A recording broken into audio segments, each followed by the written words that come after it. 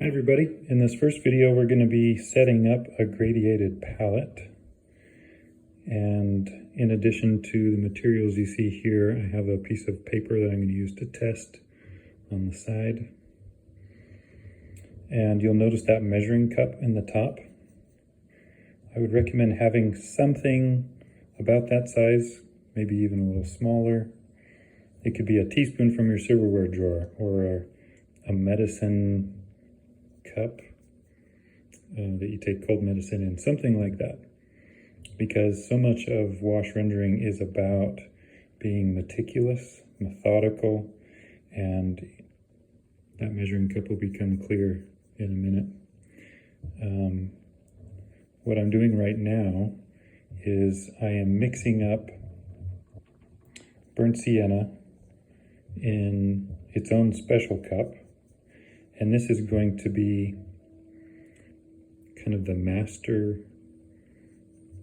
pigment that I'm going to pull from. Part of why I like tube paints more is this kind of business of trying to get out from a pan. You notice I'm twisting that brush. That's just to get as much surface area on the paint as possible. I'm going for a dark opacity, not thin, because eventually this master puddle here is going to create all the other puddles. It will just be a matter of diluting using that measuring cup at different proportions. And then I have my clean water cup there to the left, and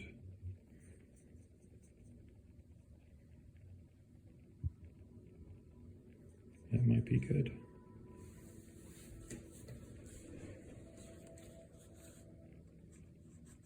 Nope, not dark enough. This is kind of a lightish mid-tone.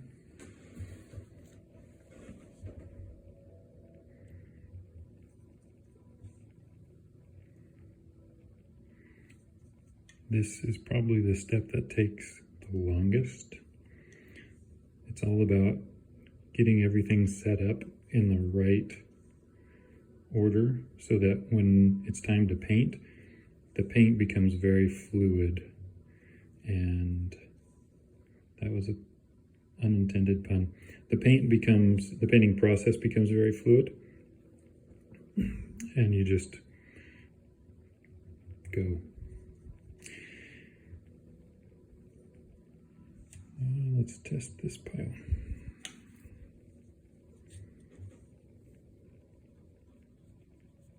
Wow, not substantially darker.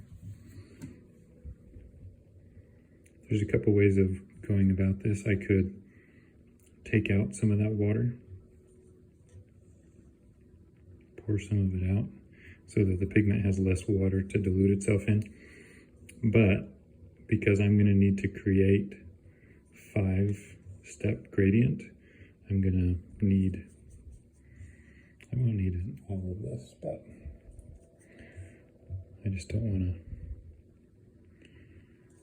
to run out, because then I'd have to remix and that would throw off my consistency. So it's better to have more up front and waste a little bit. Cost-wise, this is not expensive paint, especially if I had a tube. I'd be done already.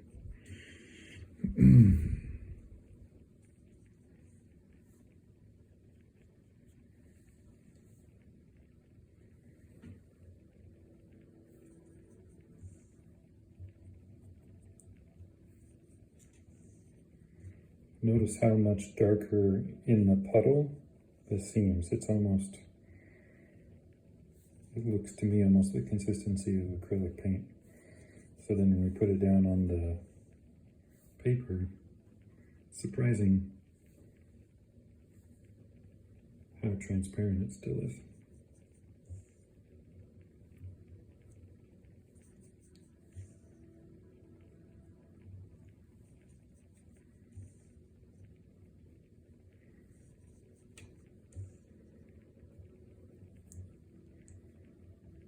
I'm digging a pretty good hole in that pan.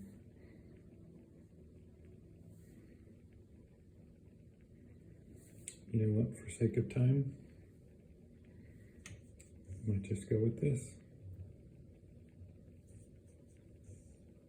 It's more important that we have an even step in our gradient than how opaque it is. The exact values are not as important at this particular exercise.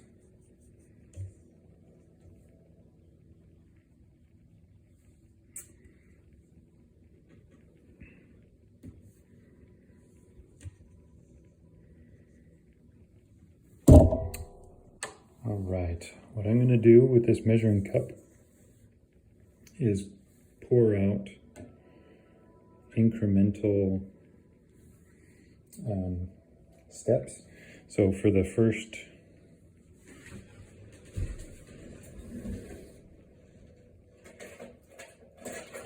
I'm going to use a smaller scoop.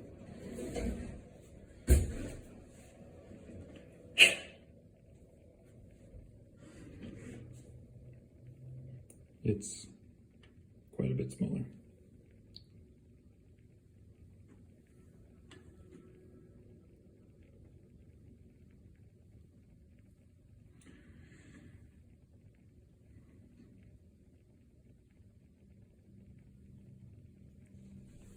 I'm doing 2 for the first one. And now go 1.5 for the second one.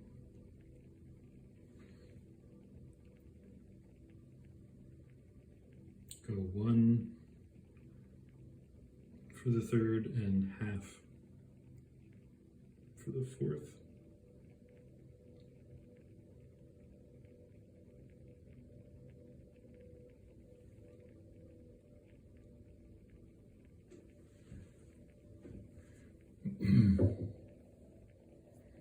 And then I'm going to use this one, hopefully, for my 5th.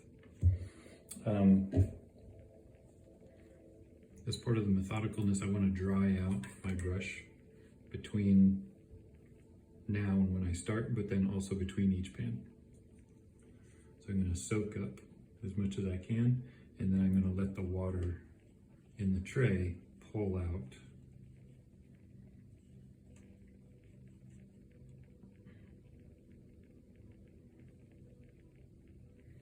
Then I'm going to dry it off.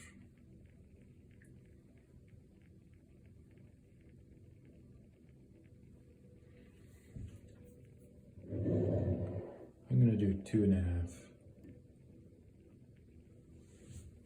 up here.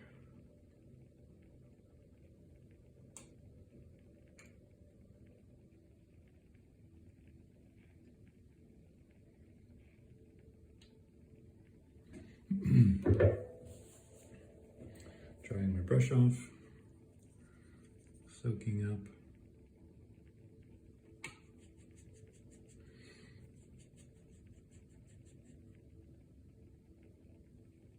Now, ideally, because I'm adding the same amount of pigment to each puddle, but the amount of water to dilute that pigment is changing at a steady increment, hopefully that will get us really close to, no.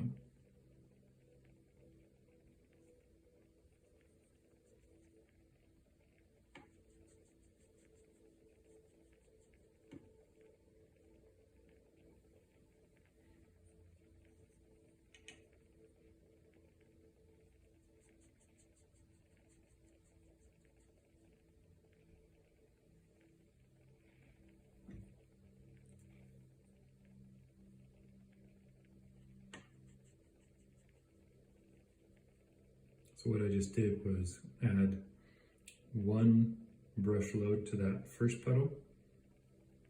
That's 2.5.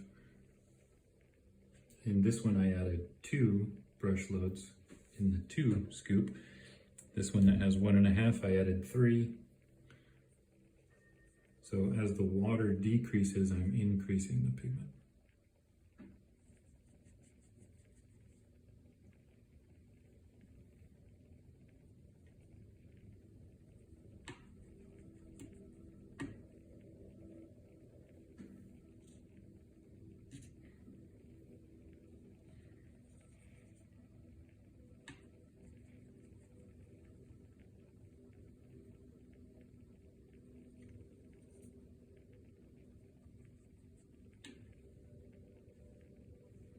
Can you hear my meditation music in the background? Because this process requires you to slow down and think and be very careful, I am using my meditation music to help put me in that frame of mind.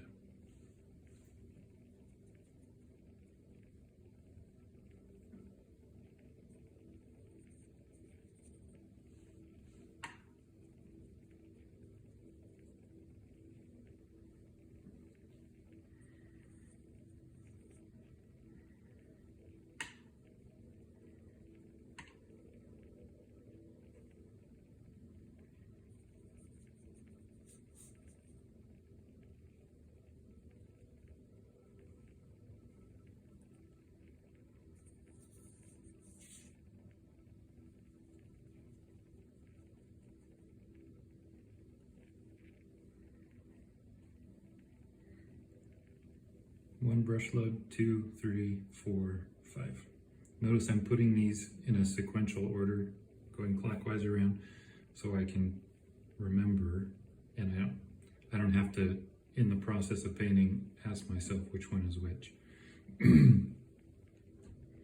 Visually, they're pretty close.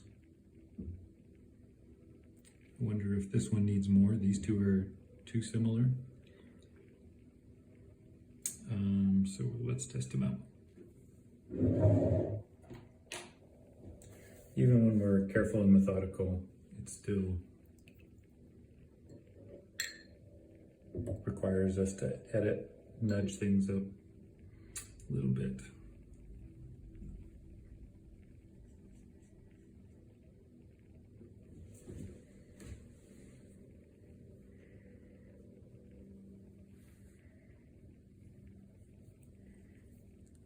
Okay, that's nice.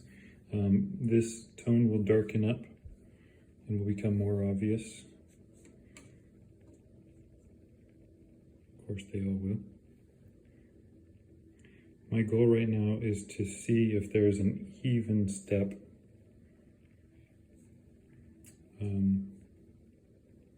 through each one.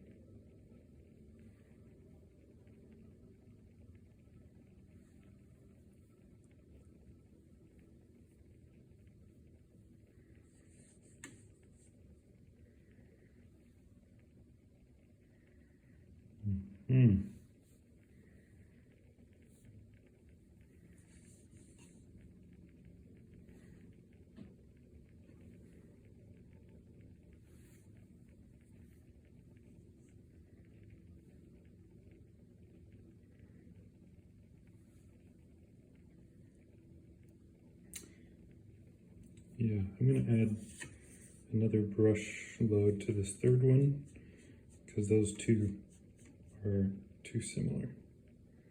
And the jump between third and fourth is too much. Yeah.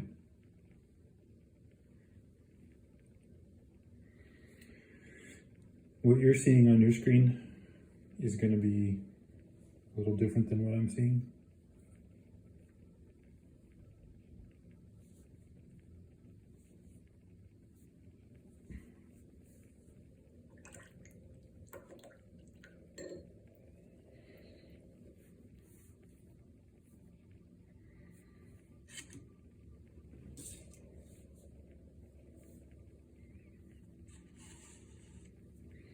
And something to consider is that if you figure all this out and then you leave for a while, even a half an hour, the evaporation can be uneven, especially if one puddle is already starting thinner.